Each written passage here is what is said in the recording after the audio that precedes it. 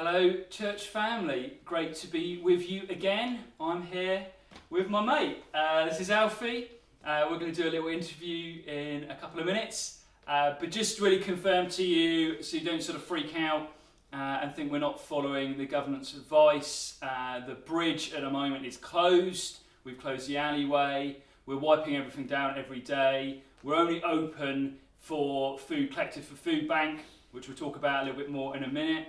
That's been deemed by the government as a vital service. They've given us lots of guidelines which we are fulfilling, and we're keeping our distance and all of those things. So Alfie's really important to me anyway, making sure we keep him safe. But we've been able to actually continue to fulfil a vital role to our community that's actually needed more than ever. So we're going to have a little chat about Alfie. So say hi, Alfie. Hello, everybody. And Alfie, you are, I think we chatted yesterday, didn't we? The longest residing Highworthian in HCC, I believe. Yes, with Tony Chapman and Shirley Chapman. Yeah, and so you were born? I was born in Highworth. And Alfie, you've got quite a big family? Yeah. 7 brothers and 3 sisters. 7 brothers and 3 sisters. And tell us a little memory, because you've been here your whole life, so something from years ago. 2 things that from my memory is 1963, when we had the 6 foot of snow way past April, and Highworth was cut off for about 2 weeks, and you couldn't get anywhere, right? And the other thing was 1966, when the Highworth swimming pool opened.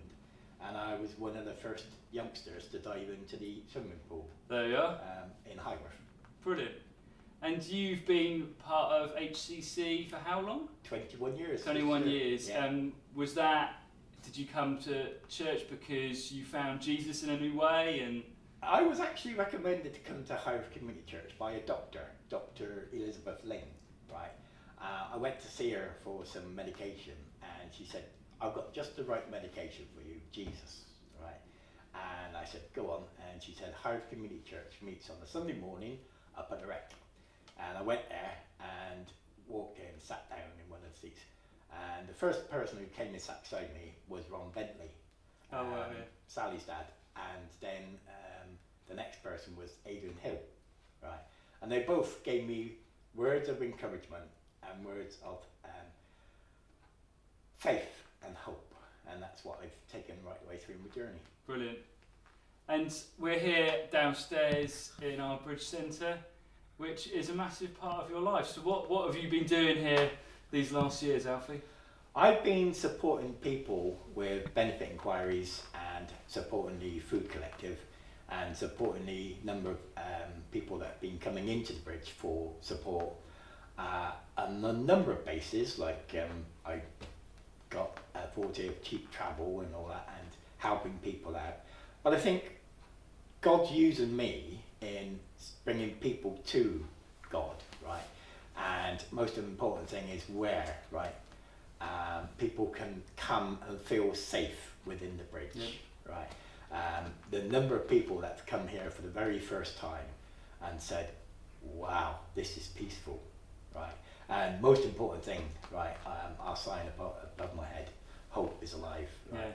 And especially we need that at the moment, right, in these trying circumstances.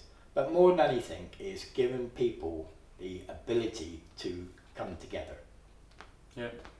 And why is it, I think I've been here 8 years, you've given huge amounts of time, you've worked hard here at the bridge, you've learned new skills. Why do you do that, Alf? What motivates you? God motivates me more than anything, and the sense of being able to give back to the community, right, and give back people support. And I find it enables me to get up every day, right, and come to the bridge, because I'm not the only one within the bridge, right? I'm part of a team. There's no I in team, right? And we've got a brilliant role of volunteers who support, and special one is where people come on board and come together, but also Anita is one of them who's come alongside and doing exceptionally well in organising me, right, and organising the bridge.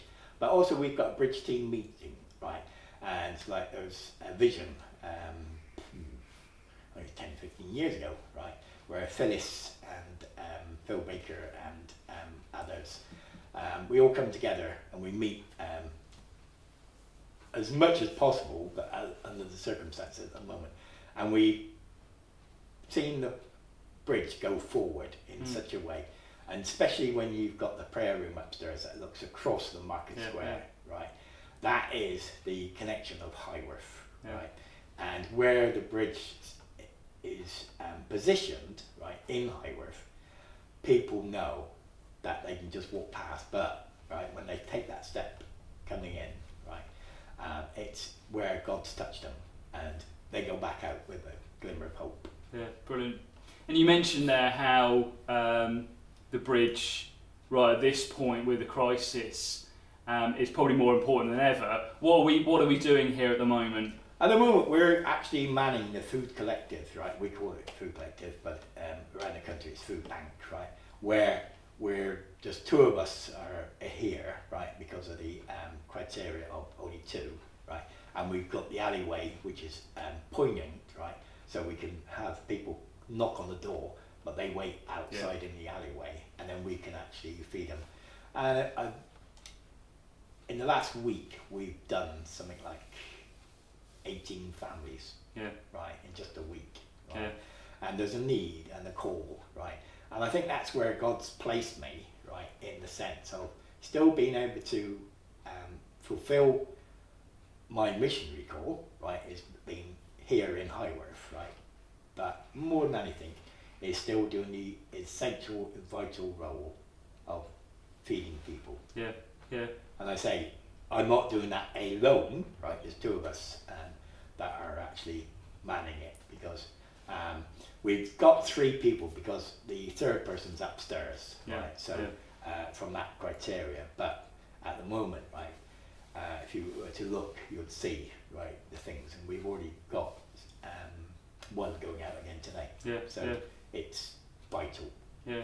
And one of the things we found as well, actually, is the bridge has got a good name in Highworth, and people have been contacting here with just general needs, and we're just working with the local community and the council so we can signpost better than ever.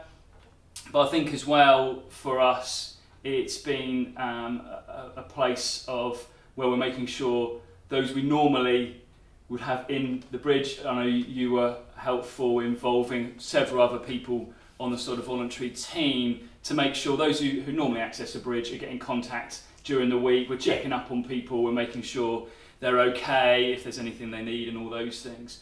We do have two particular needs though, don't we, at this time? We do. What are they?